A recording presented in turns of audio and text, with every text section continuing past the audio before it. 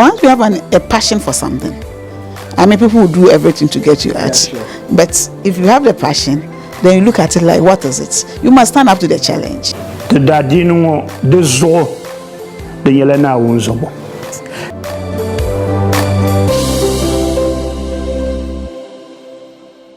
Thank you so much, and it's a wonderful Friday, and I welcome you once more to my Northern Achiever on Sagani TV with me, Abdul-Jalil Naabeli, a son of Musa Kumo. And as usual, I have another important guest in my midst, and I will not tell you who the guest is until I come back from this commercial break. Do not go away, stick and stay. We'll be back shortly after this commercial break.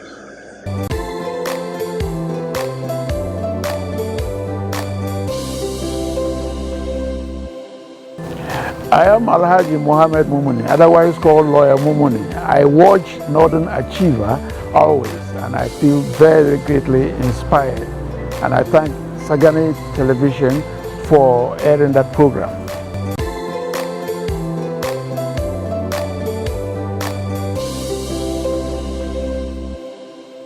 Thank you so much for staying on with my Northern Achiever on Sagani TV, and you are welcome back from the commercial break. Today, my guest is someone who has been very quiet, a retired diplomat, and even though he has done a lot for the North and for himself, little is known about him. My guest today is the former Ghana ambassador to Turkey. That is in between the years of 2012 and 2017, and now he is a farmer. My guest today is Alhaji Ambassador Ibrahim Abass. Alhaji, you are welcome to the program. Thank you. Thank you so much, and we are grateful for you honoring our invitation and accepting to be on my Northern Achiever today. But before we creep into this program and make it interesting as always, we would like to know who you are. How will you describe yourself? Well, a patriotic citizen of Ghana who devoted his life to serving the nation in various capacities. And the son of the Lord. Wow. I was born in Yendi. Really? Yes, in 1954. Wow. September 54. Okay. My parents were both in Yendi. But my earlier life did not start in Yendi. Okay. My grandfather was the chief of Sankune in those days. Okay. So I was sent to my grandfather to start life there. Okay. You know, that was the tradition these days. People didn't want their sons to grow with them, or they would be pampered. So I stayed with my grandfather looking after cattle. So I started life actually as a herdsman, a herdsboy. Wow. So that was my first profession. After a number of years, I don't recall how many, he died. Wow. My grandfather died, and then I was brought back to Yendi and started school in 1961. There was a primary school called Baba Primary School. It's no longer in existence. That's where I started school. This was a school that was a school under tree. Okay. School under tree. Okay. So having started life as a head boy, started school again as a student sitting under trees for 6 years. Primary 1 to primary 6 were sitting under these trees. Wow. So each class had a different tree. A K-pop tree in class 2, a neem tree. In class 3, okay. So the trees were easily identifiable to a particular classroom. So I'm mentioning this because I will see how it eventually shaped my vision of life. The fact that I studied under these trees for 6 years before I went to Balogo Primary School. Okay. So it was Balogo Middle, sorry. Balogo Middle School. Yes. So it was in the middle school that I had the privilege to study under a roof. Wow. And then I went to Damascus. Which year was that, the middle school? When did you enter middle school? 1967. 67, okay. And 68, I passed the common entrance. I went to the then government secondary school, now Damascus Secondary School. Okay. I went to O-level, then went to sixth form.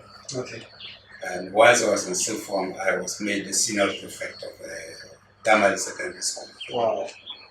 And then I left Damascus in 1976, qualified, got admission to the University of Ghana, 1976. So I entered Legon. Okay. and started my degree course there.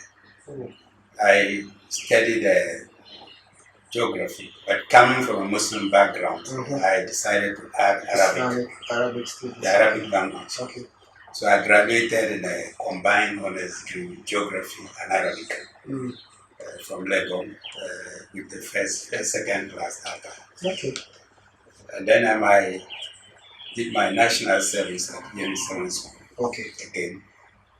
And 1982, I got an American Fellowship Award. Okay. They had an American Fellowship Award for promising African students. Oh, okay. So even whilst I was in Yendi, this fellowship was arranged, and I went to the American University in Cairo. Oh. They have a university there. Okay. I went there basically to study masters in Arabic language.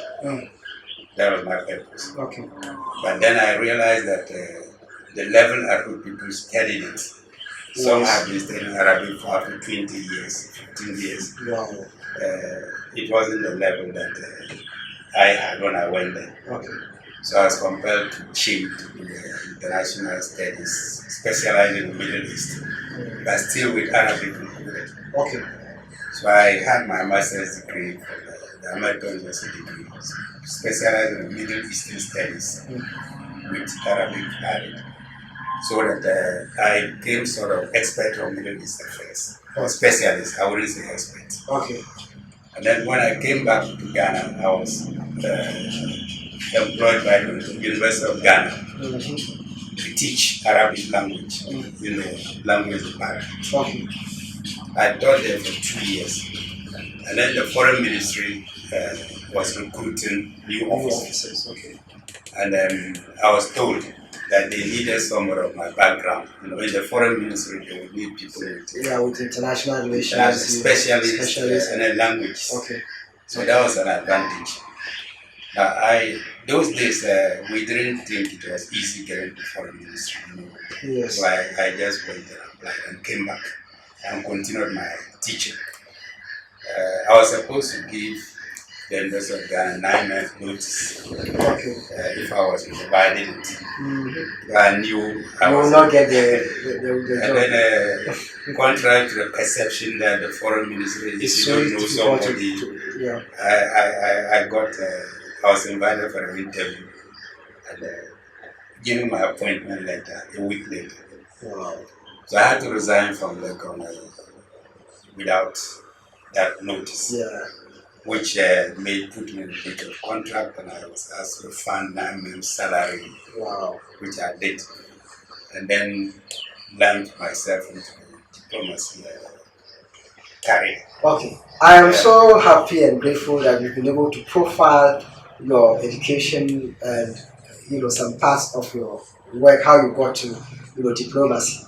But then I would love to know the kind of upbringing you got growing up. What kind of family did you grow up in, and what was the upbringing that you got from your parents and siblings?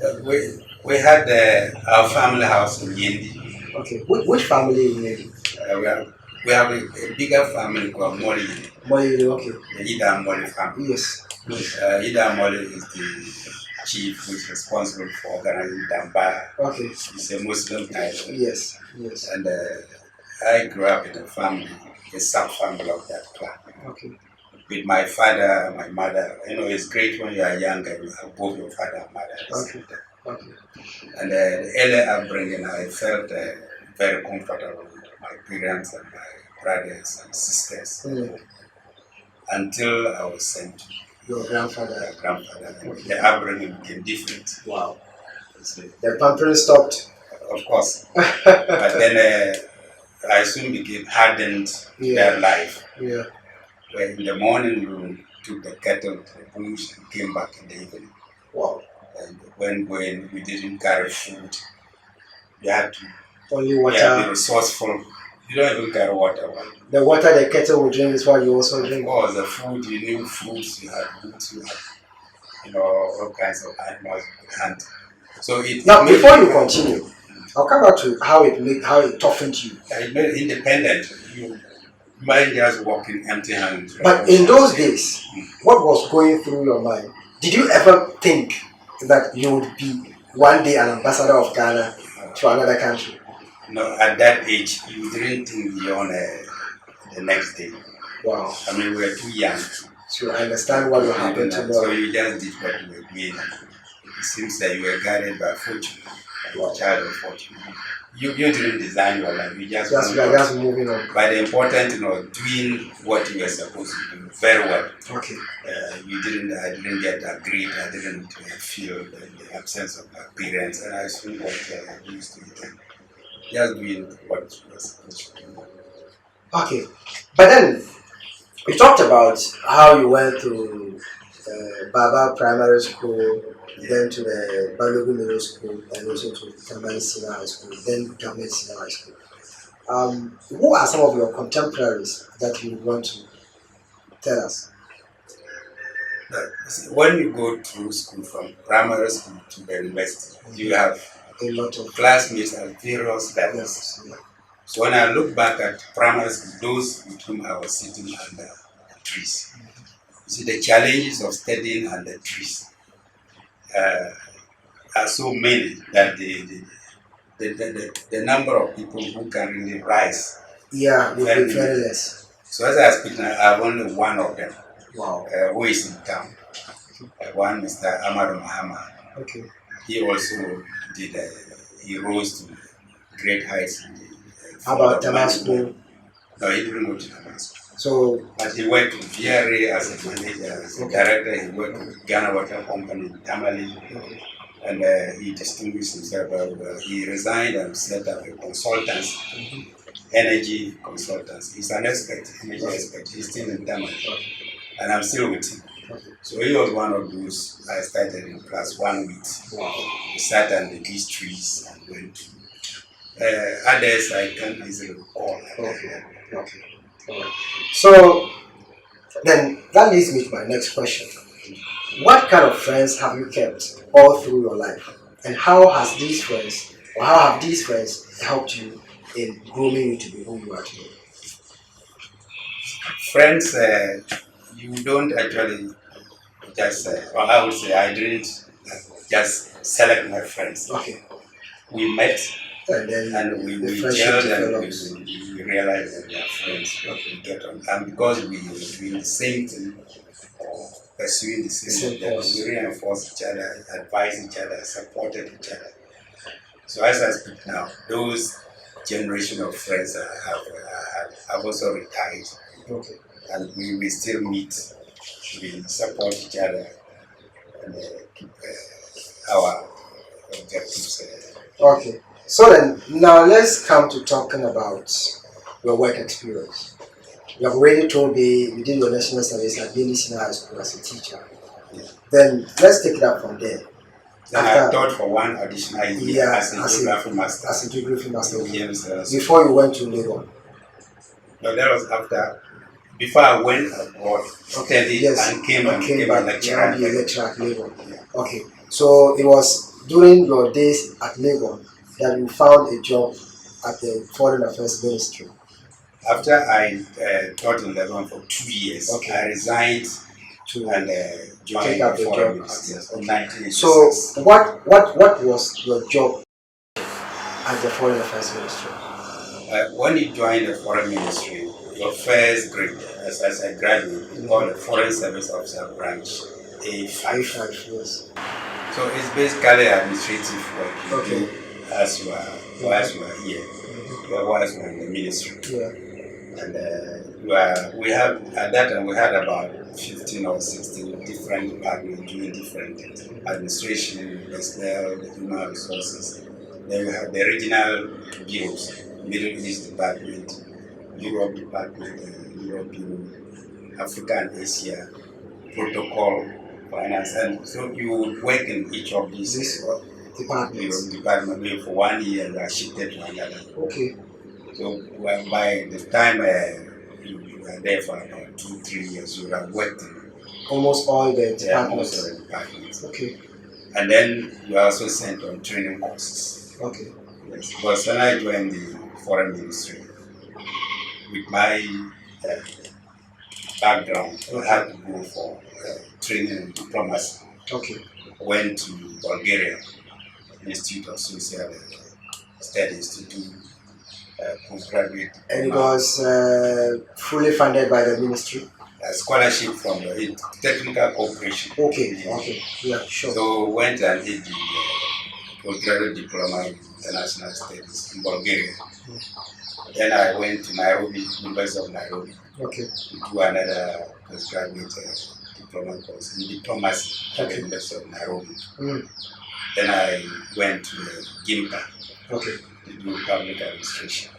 So these were career training, professional training courses that we are doing. So whatever you come up with, you need to be modeled to fit into the foreign ministry's requirements. okay. So they give you their own training. That's why I got this additional training. And that then prepared me to start being sent outside to work in London. That's great. That's quite great. I was going to ask you about your any job dismissals, and have you ever been dismissed from any job position? No. Only the resignation from Legon. Yeah, and the resignation was not a dismissal. You are free. Sure. Only, frankly, I breached the contract by not giving the notice. Okay. But the condition was if I didn't give the notice, I should refund 9 months' salary. And I couldn't do that immediately, but we came to an agreement and I cleared my installments. So my resignation was accepted by the university. So, what has been the relationship between yourself, your superiors, co-workers, and subordinates at work? When we work for that long, like Yendi Second School, I worked for 2 years, and then University of Ghana 3 years, without incident. Okay. At any of these places. The foreign ministry 31 years. Wow. Without, I have never been queried. 31 good years. Yes, I didn't receive a single query. Wow. No suspension, no reprimand, whatever. So, and then in the foreign ministry, we have annual performance appraisals. Yes. Where your superior writes an appraisal report About each worker. Yes, each worker. So if for these 31 years my performance appraisal reports have been good, glowing. If I haven't had problems with my bosses or my subordinates, so of course you can't rule out occasional cases of people getting angry with each other, but not very serious. Okay. So I believe that I did my best to conform to the rules of the work, discipline myself, try to maintain relations with my workers and respect my superiors. Even when I myself became a boss, like I became a director subsequently, with subordinates below me, and my work with them has been very cordial. More of excellence. In fact, I would put it as if it was an excellent. Yeah. Yes, we don't praise ourselves. Yeah. For me, I would grade you excellent. Because some people joined the foreign ministry and they had to be dismissed somewhere along. Yes, and you have been there for 31 years. No queries, no reprimands, and it's been excellent. Yes, and the promotions have been regular. Okay. No delays in promotions. Yeah, when still you get it. So these indicated that you really deserve to be on my Northern Achiever on Sagani TV. And this is where we draw down the curtains for a very quick commercial break. I'm going to come back. My guest today is Ambassador Alhaji Ibrahim Abass, a former ambassador of Ghana to Turkey. So we go for a very quick commercial break. I'm back shortly after and we continue the conversation. Don't go away. We'll be back shortly.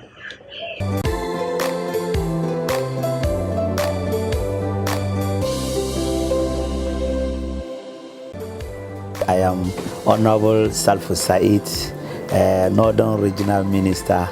I want to appeal to the general public that they should keep on watching my Northern Achiever because it's very educative.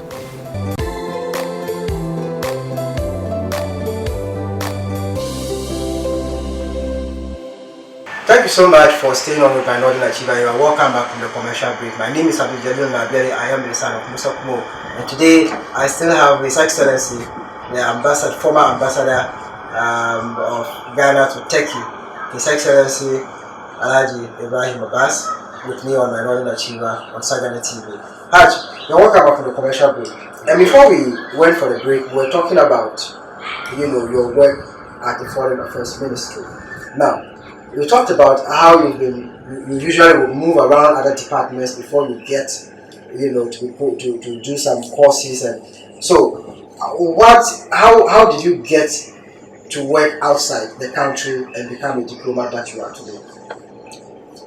Once I had completed the scheduled training courses, worked in the various departments, and my superiors determined that I had gained sufficient experience to be able to work abroad. I was appointed Ghana's Consul General to Jeddah. Okay. Yeah, in Saudi Arabia, you have the embassy is in Riyadh, okay, which is very far from Jeddah. Jeddah is a commercial center, okay, with thousands of Ghanaian nationals, and that is where Hajj, the Hajj pilgrims, that is where the pilgrims would be. That is where they arrive, okay, before they go to this holy site, and that's where they depart. Okay. So Jeddah is a very critical place to be. So we have a consulate general. So after how many years of work experience were you posted? 6 years. 6 years. Yes, okay. I joined the ministry in 86. So in 1982, okay, I was sent there as the consul general of Ghana. And consul general in Jeddah, you work independently, or you are the boss there. Okay. With the ambassador having oversight responsibility over you, but it's very far. So to be selected to work there, the ministry would have determined that you can work independently. Okay. So I served there for 4 years. Apart from promoting trade, seeing to the welfare of so many Ghanaians, handling the Hajj was a very big challenge, which I did. Those days, the Hajj committee was not so. The embassy actually played the leading role. Okay. With the Hajj more committee, than the Hajj committee. Because we had to go around, look for accommodation, make all the arrangements, and the final analysis, we invited the Hajj committee to come and see what arrangements you have done, and then they will now see whether it's okay or they need to do something. When the pilgrims arrived, it was the embassy that was in charge. Okay. But this is the reverse. Okay. The embassy plays a backstage while the Hajj board takes the they go and have meetings and all this. So I served for 4 years as consul general at Jeddah. Came back to Ghana in 1996. When you finish or you return to the ministry and you are assigned duties within the ministry. So I came back and we assigned other duties in the ministry for another 2 years.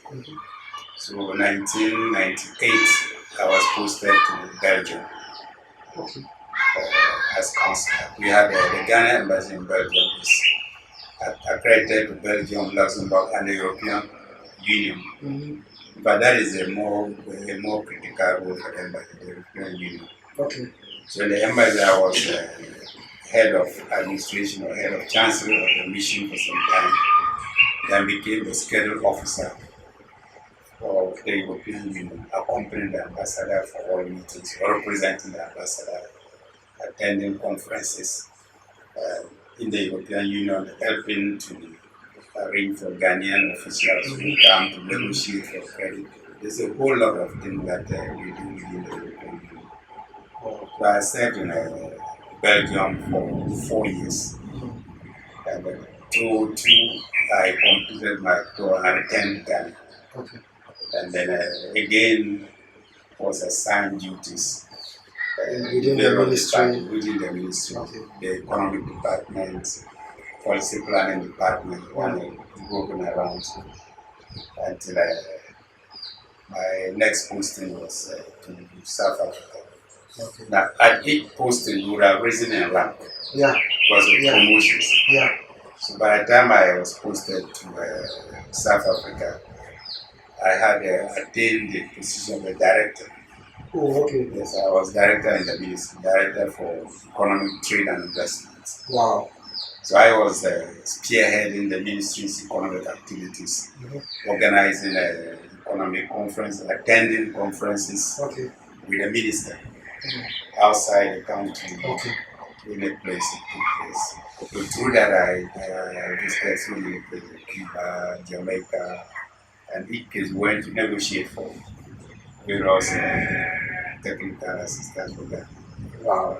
So I South Africa was Deputy High Commissioner in South Africa until 2010 when I returned. And when I returned in 2010, I was appointed Director of Passports. Okay. So I worked in the passport office. Yes, but for only 1 year before I was appointed ambassador in Turkey in 2012. Wow. What a way to be a diplomat. You know, a tall list of, work experience, in the same ministry for 31 years, being here, being here. What challenges did you face during these 31 years? One of the most challenging tasks that you faced that you want to share with us? When I was appointed ambassador, you see, you've been an officer, you gain experience. When you go to any mission, you are working as an ambassador. Okay. The ambassador is responsible, but you work under him, yes. You prepare reports for him. You are given specific. Yes. But then there is always a feeling that the ambassador is answerable for whatever happens to the embassy to work. Okay. Now, when you are appointed ambassador, and we have two categories of ambassadors. Those of us who have been officers and you get to the point that they make ambassador. Okay. They call us career ambassador. Okay. But that has no career. Okay. And the non-career are those other the politicians that they are not only politicians. People think it's only politicians. Okay. Doctors, military officers, everybody, anyone is can be made an ambassador. Okay. So it's better to say non-career instead of political ambassador because they are not all politicians. Okay. So if you are being posted to an existing embassy, it's easier. Yeah. But where the embassy, you are going to start because there was no Ghana embassy in Turkey. When the decision was taken to open the embassy in Turkey, I was appointed to go and start it. Okay. So you are starting from ground zero. Wow. To set up the structure, get accommodation for the people. So it meant that the success or the failure of the embassy would have rested on your shoulders. Rest on you. So you have to establish the embassy, get it working, and to fulfill the objectives of the mission. So that was a challenge, and when the embassy started well, because before that there was little interaction between Ghana and Turkey. It was there but not visible. Okay. Because Turkeys, they didn't know much about Ghana. Yes. And they didn't even know how they could get to Ghana to do business or invest. Because there was no place they could get information. Okay. And Ghanaians similarly didn't know how they could get to Turkey. But that embassy's presence there was able to bring a lot of information from Turkey to Ghana and vice versa. Okay. And within a short period, there was a lot of traffic between Ghana and Turkey, texts coming, and it was hastened by the launch of the Turkish Airlines. Okay. There are certain circumstances make things easier, not necessarily the ambassador's personal mission. The Turkish airline, which was direct, then made it easier for Turkish people to come to Ghana. Okay. But that was because the embassy was also there to give them prior information. Okay. They had 81 provinces. I visited most of them, made their chambers of commerce, give them information about Ghana, encourage them to go to Ghana. And they came to the embassy regularly to have meetings. And when you encourage them, they next day they are on the plane. Okay. So the role of the embassy encouraged a lot of Turkish to come to Ghana. We set up businesses with Ghanaians, and Ghanaians also setting up, going there to learn more about the techniques and set up businesses and other partnerships. So it's clear that the opening of the embassy, they really boosted a lot of that trade. For example, we could talk about trade between Ghana and taking about $1 million or so. But in a few years, it was $500 million. Wow. And we're targeting $1 billion. So that alone. And we also did a lot to increase. Turkey had always been giving scholarships to Ghanaians. Yes, yes. But at the time I was there, they found it necessary to raise it to 50 scholarships a year. Ghanaian to study in Turkey. Okay. And we have presidential exchange of presidential visits. Okay. We take this president visited Ghana. Our president, former President Ibrahim also visited Tech. Okay. So that showed that following the opening of the embassy, the Ghana-Turkey relationship was very much enhanced. Okay. And so one wouldn't, there's no other way you can see it as other than a success. Okay. But then let me come to talking about your life as an individual. What has been your general life principles? To first of all, honesty. Okay. Yeah. Sincerity. Okay. And then applying yourself to whatever you have to do with seriousness, with professionalism, to agree to the best of your ability.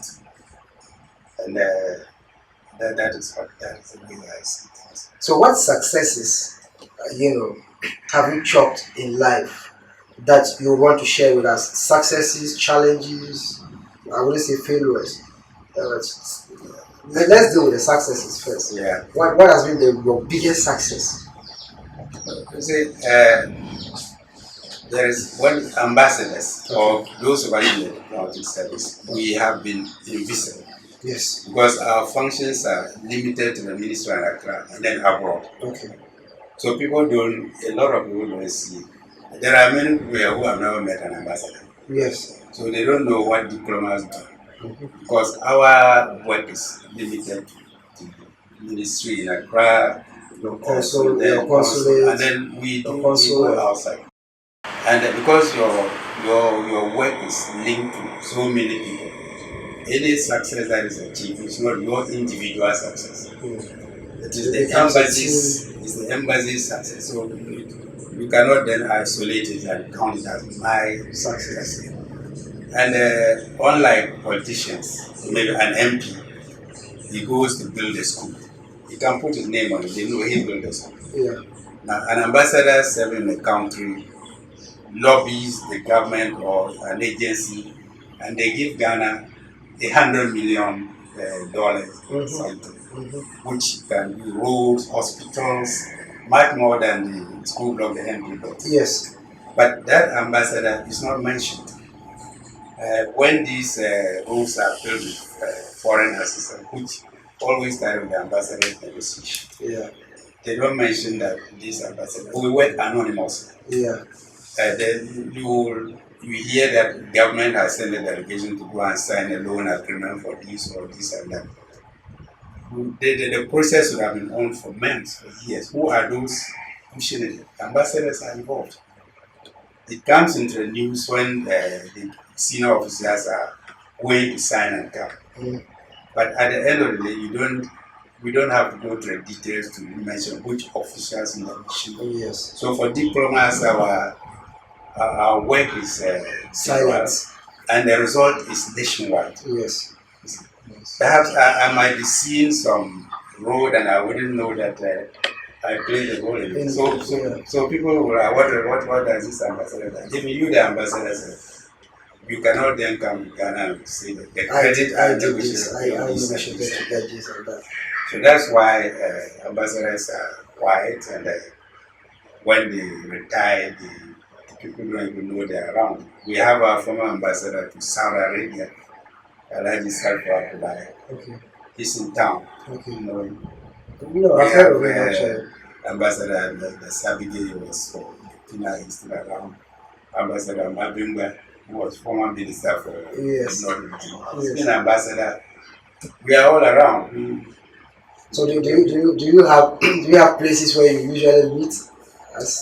We meet at functions. Okay. And we meet at, so for successes, diplomats are not keen at it. Even when you do, you don't want to come out because it all forms part of the secrecy. The secrecy, out of secrecy. Yeah. Yes, what we know, we don't want to blow it, but these are official acts. If I were to tell you what role I played in a particular project, then I'll be revealing what background was. Wow.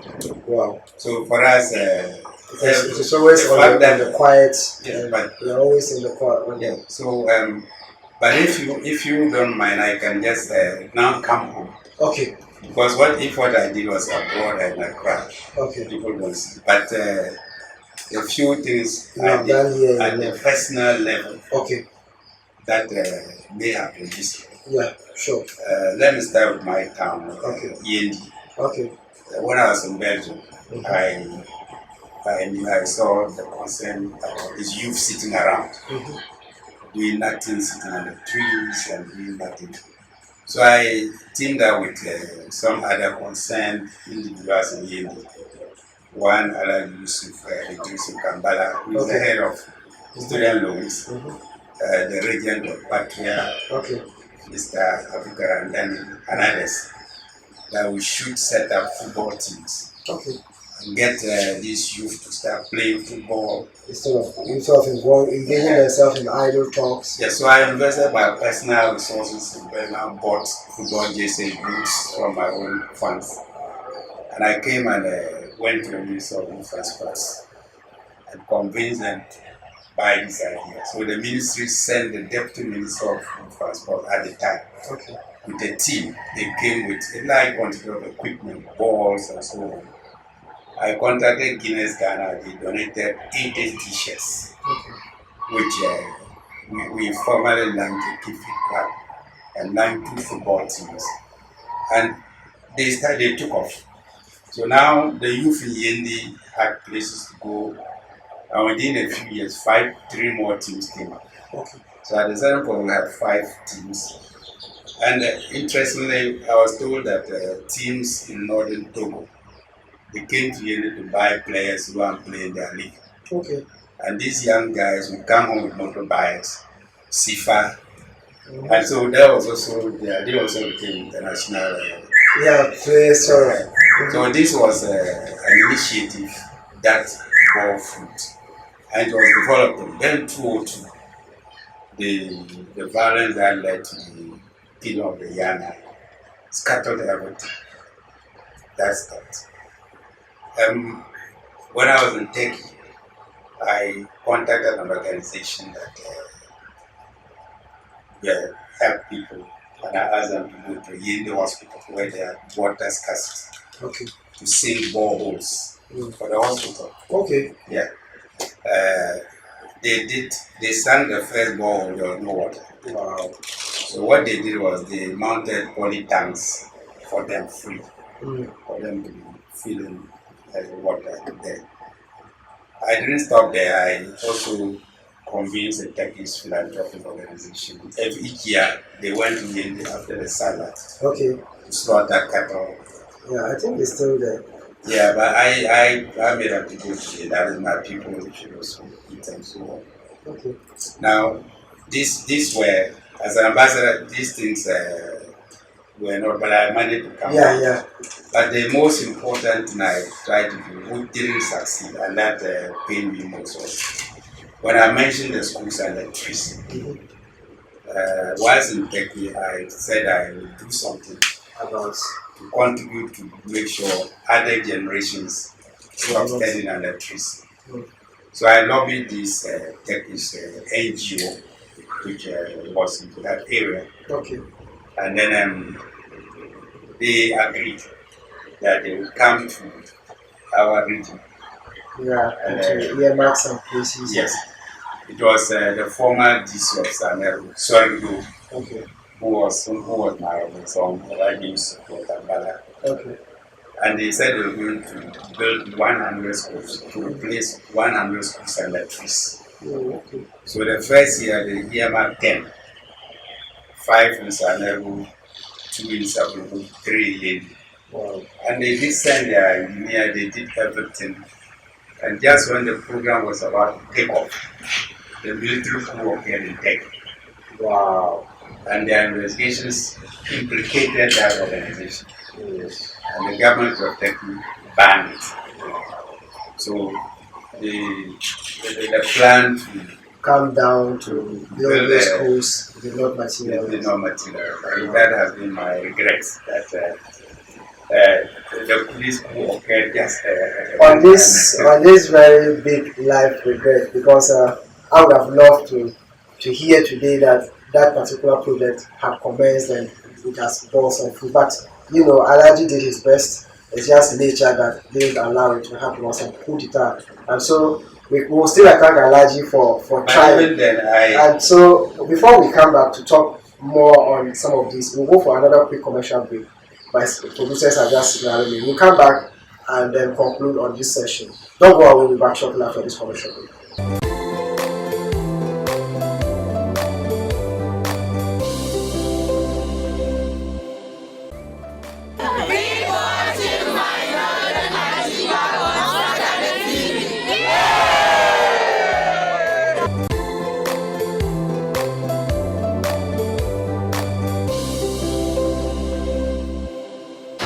Thank you so much for staying with my Northern Achiever, and we're welcome back from a commercial break. My name is Abdul-Jalil Naabeli. I am a son of Musa Kumo, and today I still have with me His Excellency Alhaji Ibrahim Abass, the former ambassador of Ghana to Turkey from the years of 2012 to 2017. And we're talking about his work as an ambassador and a diplomat. And now we are going to creep a little into, his current life.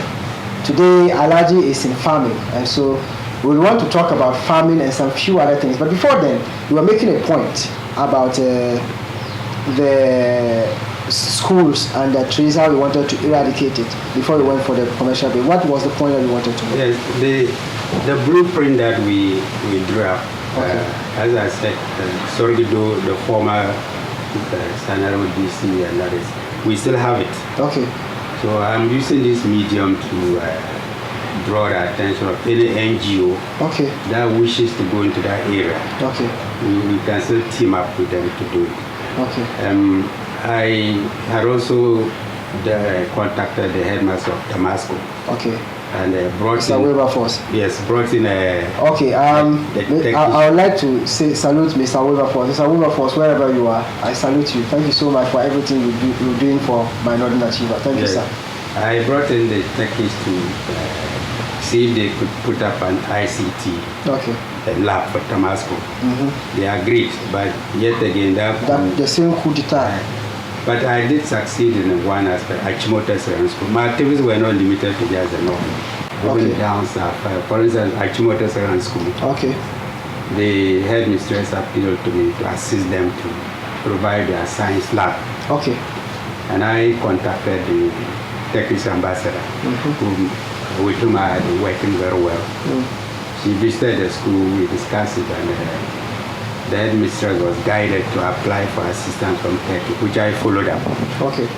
And the Turkish government gave a grant, and the Turkish contractor was appointed to rebuild the science lab and re-equip it. Wow. So I think I had a state-of-the-art science lab. Was your initiative? Yes. The then headmistress, Mrs. Beatrice and I collaborated with the tech to do for them. Wow. And even though it's a Chimota, but you go there are students from Tamale.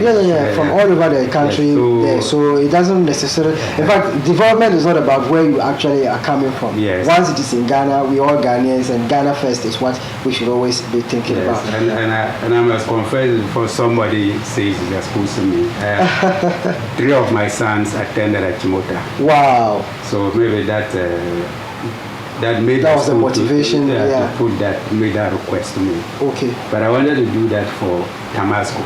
Okay. And unfortunately, So apart from working outside, and I had the time to come down to engage in this personal initiative. Okay, so now let's creep a little into this. This is usually a topic that I love to talk about. What are your views on the youth of today? Times have changed, and they are what we were when we were youth, when we were in that grade, the circumstances under which we found ourselves, okay, and the way things happened are completely different. Okay. And that has also made the youth to behave differently. For instance, if you look at our level of our standard of living those days, living in a small family compound homes, 2 or 3, lying on a mat, and you're okay. Maybe a mattress with grass. You didn't have you had public toilets, and you walked without shoes, and we're satisfied with it. Wow. So our parents didn't give us what we are now. For children today.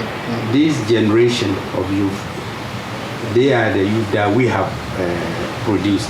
Okay. And we have started them off with some kind of silver spoons. Look at the way we send them to school. They go to school in grand style, cars, international schools. In the homes, look at them. I'm not saying it's everybody. Yeah, sure, but the majority of... They have had life rather easier than we do. So they are used to things being done more easily for them. Jobs are then not available as it was in our time. Okay. Where from the university you stepped into a job. Yeah. So even though we had lower expectations, we were also not frustrated by unemployment. Gratifying these expectations was very difficult. So what would be your advice? What would be your advice to the youth of today with regards to how to manage our expectations? I think the dependency, we have been very dependent on jobs. Okay. Because they were available. So we didn't need to do anything for ourselves. Just go into the job. Yes. And then... And we were even told that even the generation before us, when students were graduating, companies would go to campus with cars to attract labor or this and that. So now it's not enough to just sit around looking for jobs. They would have to develop entrepreneurial skills to be able to do things for themselves. Because for us, the jobs were enough. Government alone could employ all graduates in a year. And we used to pick and choose. When I left university and applied, I got about 2 jobs coming simultaneously. Wow. And I picked what times have changed. So my advice to the youth is to be less dependent on the formal job and try to develop entrepreneurial skills. If along the line you get a job, you can go into it. But I bet you those who have tried it, when eventually they get jobs, they don't want to abandon the work they are doing. Yeah, because they see that it pays more, it gives them independence. So now let's move into your recent life. You are now into farming. Yes. You know, what type of farming do you do? Is it commercial or peasant farm? Yeah, when I retired, I had options to Accra, stay there, to do other things. But because I had grown up throughout my school years, I was always on the farm. Okay. So farming has been part of my life. Okay. And when you live your life at home as a family that you do farming, it's in your blood. Throughout I stopped going to the family farm when I was in the university. Okay. So all my holidays were spent on the farm. So I've always had a desire to do farming. And so I started last year on an experimental basis. Okay. And then I saw the small farmers, how needed they were. In fact, they worked on our farms, harvest and all those things. So I decided to do what I can now to help farmers. Okay. And so I've been lucky to be in league with, there's this AGRA. Okay, AGRA. Yeah, we have Alliance for Green Revolution in Africa. Okay, that's AGRA. It's set up by Bill Gates, Bill and Melinda Gates Foundation, jointly with Rockefeller Foundation. Okay. And their Ghanaian counterpart is Universal Consultants Link. Okay. They are implementing their programs. So they have a program to help small farmers to to get better. Okay. But they cannot go into the villages to contact them. They have to do it through something. Okay. So I have been made an aggregator. My farm is an aggregator. Okay. So I then have to list the small farmers. And this organization will put their help to these farmers through the aggregator to let it reach these small farmers. Okay. So even though this is the first year, we have registered 18 farmers at Adamkura, near Sepe. Okay. 15 farmers at Salumpa. Okay. 15 farmers at Botengle. Wow. And I submitted the list, and their technical officer has gone around to meet the farmers to formally register them. Okay. So what they will do is they will give them training, extension services, give them inputs, farm inputs to farm, expand their farms. Okay, then let me also make this request. How do I get my about 4 or 5 farmers to you so that we can register them as well? Is it still possible? No, it's possible because we got this number of farmers we've got. So these farmers will get these inputs. Okay. And that will enable them. And interestingly, those will be registered to increase a number of women. Okay. Women farmers. That's good. And if this succeed, next year we will register more farmers. So I'm not just producing crops to consume, but I'm using my farm as the focal point for the AGRA to put their aid. So that it can help so many people within the northern. It can get to these farmers. So that is what I'm doing. So my farm, I'm like the aggregator. Okay. Now there is one other interesting point that I want to mention here, and I sought the permission of my that company to mention it here because it's a way of publicizing it. Okay. So we have this question of the youth not farming, and we keep saying that the youth should go back to the land. Youth go back to the land. It's not conceivable that any young man who is living in the city will put a hoe on his shoulder and go back to the bush. That's why it's never worked. So this organization, the name is OZ Agribusiness Project. Okay. They have said, okay, the youth are now into computers. They are always with iPhones, laptops. You can't take them out of it. So why not put farms into this, let them farm through these computers. Wow. Farm online. How is it possible? Yeah, so the concept is this.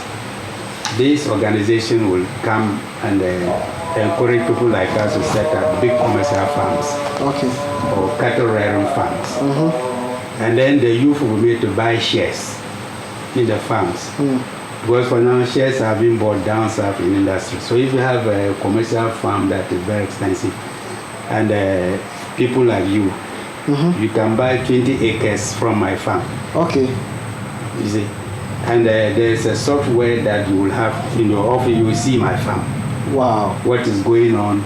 You see your 20 acres. You don't. What is being cultivated on the land? You don't have to go to the bush. You just sit in front of a computer and monitor everything. And you know that you own 20 acres on this farm.